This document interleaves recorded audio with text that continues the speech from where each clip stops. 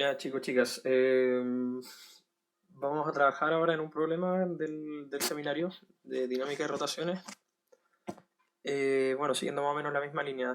Acuérdense que si no han visto el repaso de las ecuaciones, está en el video anterior, por si acaso, para poder acordarse de alguna de esas cosas y no hablar un poco de chino en lo que vamos a ver ahora. Ya, tenemos el problema 1, que vamos a discutir el momento angular en un átomo hidrogenoide, parecido al hidrógeno, o que tiene las propiedades del hidrógeno. Y bueno, el problema dice más o menos así. Yo puse poner aquí el marcador. Yo puse aquí una pequeña imagen para recordar un poquito cómo son los orbitales dentro de un átomo, o parecido al hidrógeno. Y bueno, obviamente hay que tener claridad respecto de cuáles son los números cuánticos, el n, el l y el m, para poder abordar el problema. Bueno, así que, bueno, para introducir un poco en el tema. Bueno, se sabe que para un átomo de hidrógeno, un átomo hidrogenoide, en el tercer nivel, el momento angular orbital tiene el máximo valor posible y el spin es antihorario. Debido a una reacción interna, el spin se invierte. O sea, en verdad el problema es bastante sencillo desde lo práctico. Da lo mismo cuál es la relación o la reacción que tiene ahí dentro. La cuestión es que el spin se da vuelta, ¿no? Así que eso, pues, algunas de las condiciones del problema son el hecho de que el momento angular tiene el máximo valor posible. Y el hecho de que el spin sea antihorario nos va a decir algunas cosas con respecto al signo después, pero nada más. ¿Qué nos exigen? Nos piden calcular el momentum angular total inicial y el momentum angular total final, después de este problema. Ya, bueno, puse aquí un fondo de papel milimetrado, a ver si es que me puedo ordenar un poquito con el tema del texto que voy a escribir, así que eso. Vamos a tratar de hacer el problema por etapas, así que la primera sección va a ser solamente identificar variables. En este caso, bueno, vamos a seleccionar aquí un lápiz. En este caso tenemos que tenemos un átomo hidrogenoide, está en el tercer nivel, ¿cierto? Entonces, como está en el tercer nivel, entonces tenemos nuestro número cuántico principal igual a 3. Eso nos da la primera pauta porque obviamente con eso ya sabemos más o menos por dónde se mueve el número cuántico L, que en este caso debería ser 0, 1 y 2, que es el valor del número cuántico n menos 1. Y también nos dicen algo extra, que es que el momento angular orbital tiene el máximo valor posible. O sea, como sabemos esto, debemos elegir el L máximo, ya que en este caso va a coincidir con L igual a 2, que es el L más grande. Entonces, vamos a ponerlo aquí, que es el máximo valor posible. ¿Vale? Entonces, teniendo eso, ya podemos hacer algunos cálculos porque cuando tenemos nuestro valor m, hoy dije que iba a ordenarme, perdón. Nuestro valor m, dependiente de L, sabemos que L en este caso va a ser igual a 2, por ende el momento, el número m, el número cuántico m, debería ir de menos 2 a 2, siendo el valor más grande en este caso 2. Bueno, lo voy a escribir aquí. Va a ser menos 2, menos 1, 0, 1 y 2. Y nos vamos a quedar con este por ser el valor más grande. ¿Qué otra cosa podemos identificar acá que puede ser importante? Es el hecho de que como es una reacción interna, o este cambio es interno, podemos ver también que el momentum angular total, que voy a ponerlo aquí como un apartado, que esto en realidad es la suma de L más S, que son los momentos angulares medidos desde un eje externo y un eje interno, debe ser constante. Constante, no como un número constante, porque obviamente estas dos cosas son vectoriales, ¿ya? Pero estamos diciendo que no varía, ¿ya? No varía a lo largo del tiempo. Bueno, eso es lo que tenemos en términos de identificación de variables y conceptos que a lo mejor pueden ayudar a resolver el problema. Otra cosa que quizá vale la pena agregar, no se olviden que al tener el JZ estamos viendo la proyección del momentum total en el eje Z, ¿ya? Así que es una especie de proyección. Eso. Y si, bueno, y si tuviésemos que representarlo de alguna manera, hay que mirar la parte del planteamiento. Bueno, en el planteamiento la idea es elaborar una especie de plan de trabajo como para poder resolver el problema. Y bueno, muchas veces esto está relacionado con el tema de las ecuaciones. Así que vamos a dejar escrita nuestra primera ecuación, que es evidente que sale de la idea de que ya tenemos los tres números cuánticos asociados al problema. Y nos piden calcular la proyección del momentum angular total en el eje de las zetas. Así que podríamos presentarlo primero algo así. Perdón. JZ debería ser LZ más SZ. ¿Ya? ¿Qué más? ¿Qué más tenemos?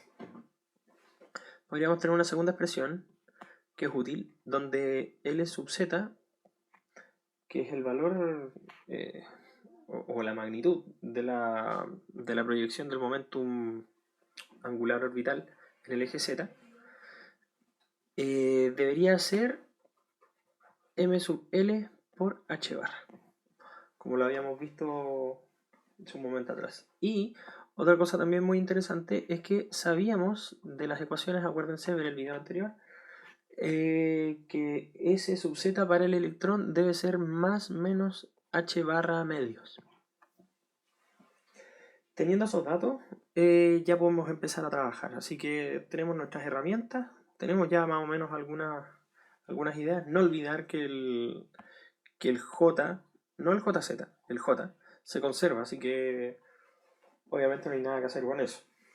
Ya, así que ahora nos vamos a mirar más o menos qué es lo que va a pasar entonces con el momento angular total, teniendo estas expresiones ya y estos datos.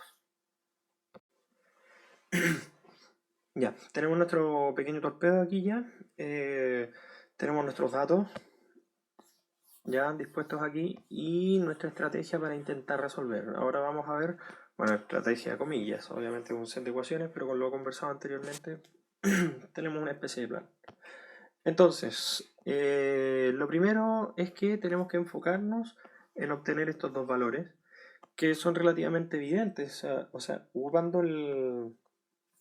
usando 3,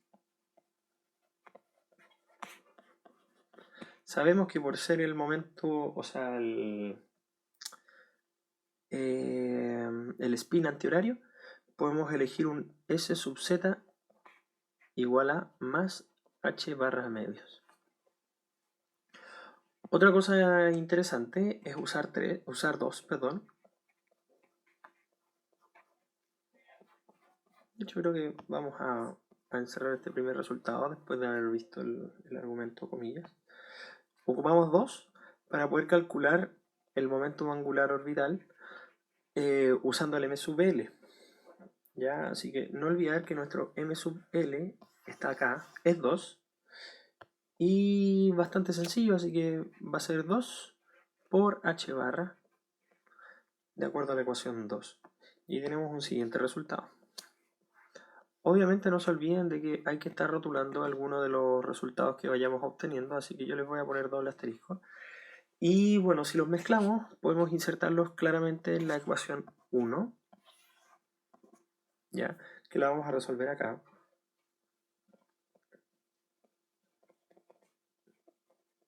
Usamos 1 para calcular la proyección del momento angular total en el eje de las zetas. Así que JZ, o el tamaño de JZ, vamos a ponerlo así, debería ser el tamaño de L sub Z, que en este caso nos dio 2H barra, más S sub Z, que en este caso nos dio H barra medios. Eso nos da un total de 5H barra medios, que en términos numéricos es bastante sencillo calcular, hay que solamente saberse la constante de Planck y 2pi, y nos da un resultado final de 2.64 por 10 a la menos 34 joules por segundo. Encerramos no olvidar eso en un rectángulo y eso debería ser nuestro primer resultado. que es la proyección del momentum angular inicial en el eje de las zetas. Bueno, intentando ahora resolver el caso B, vemos que es exactamente análogo, o sea, vamos a tener que para el resultado número, o sea, de la letra B, podemos ocupar exactamente los mismos datos, las mismas ecuaciones, salvo que en este caso el momentum angular, con respecto al eje interno, que en este caso es el spin, va a cambiar de signo. Así que lo único que podemos considerar en este caso es que S sub z va a tener ahora un valor de menos h barra medios y como nos había dado en el caso anterior, el momento angular orbital en el eje, proyectado en el eje de las z va a ser el m sub l multiplicado por h barra, que sabíamos que era 2h barra por los resultados anteriores. Entonces, nuevamente aplicamos esto usando la ecuación 1. Obtenemos entonces el tamaño del momento angular total con respecto al eje z, o proyectado en el eje z, sería entonces 2h barra menos h barra medios, que eso nos daría un total de 3h barra medios. Eso como un resultado final, obviamente. Y bueno, bastante sencillo lo que podemos ver acá, que si reemplazamos obviamente con la constante de Planck y el pi y todas esas cosas, nos debería dar un resultado de 1.58 por 10 a la menos 34 joules por segundo. En este caso el resultado sería de la parte B. ¿Ya? Y bueno, eso es todo lo que hay que ejecutar. O sea, ahora hay que ponerse a pensar un poquito. ¿Ya? Vamos a ver los resultados y vamos a tratar de comparar. Bueno, vamos a hacer el último análisis para poder cerrar el ejercicio. Y bueno, tenemos aquí nuestros dos resultados para la parte A. Si se fijan, tenemos un JZ inicial grande, comillas. En realidad no es tan grande porque como es un átomo, tenemos órdenes de magnitud de 10 a la menos 34, que es como de la constante de Planck. Entonces, tenemos que la proyección del momento angular total en el eje Z nos dio en el primer caso, al inicio, 2.64 por 10 a la menos 34. En el caso 2, en el caso final, cuando se invirtió el spin, nos dio 1.58 por 10 a la menos 34 joules. O sea, es un valor un poco más chico. Digo, ligeramente más chico, no tanto, porque en realidad es casi la mitad del caso anterior. Ahora, ¿qué quiere decir esta cuestión? Es bastante sencillo, el problema está en que hay que saber imaginarlo un poquito. Voy a dejar aquí, este es uno de los elementos que compartimos dentro de las diapos y que habla un poquito, voy a apuntar acá, habla un poquito del cómo se entiende el tema del momento angular total.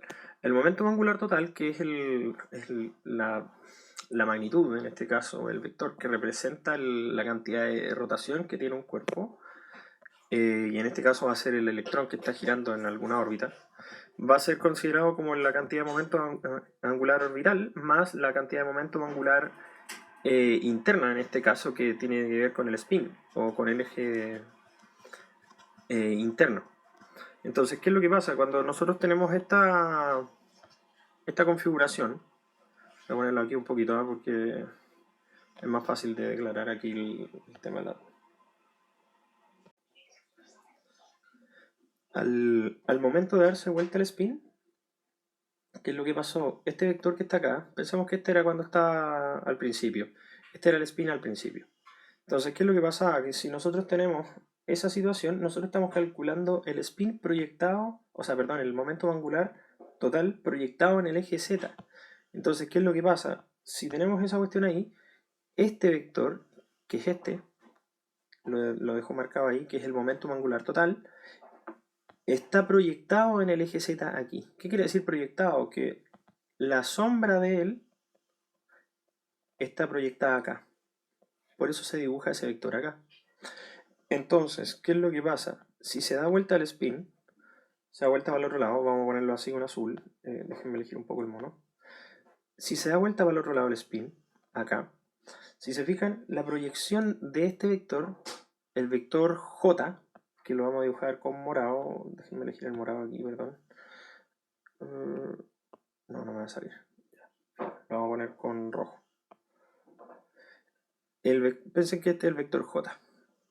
Ahora, el vector J va a tener una proyección un poco distinta del caso anterior. En este caso, si se fijan, se va a proyectar en el eje Z por acá. Así que va a ser un vector más chiquitito. Entonces, lo que está pasando aquí es que cuando se da vuelta el spin del electrón, por la razón que sea que se dé, la proyección del momento angular total, que en este caso es J, no JZ, J, que en este caso está representado con el vector rojo, está siendo un poco más pequeña porque se dio vuelta para el otro lado. Entonces, si se fijan, el momentum angular orbital, que es el L, se mantiene siempre igual, si lo que cambió es el spin.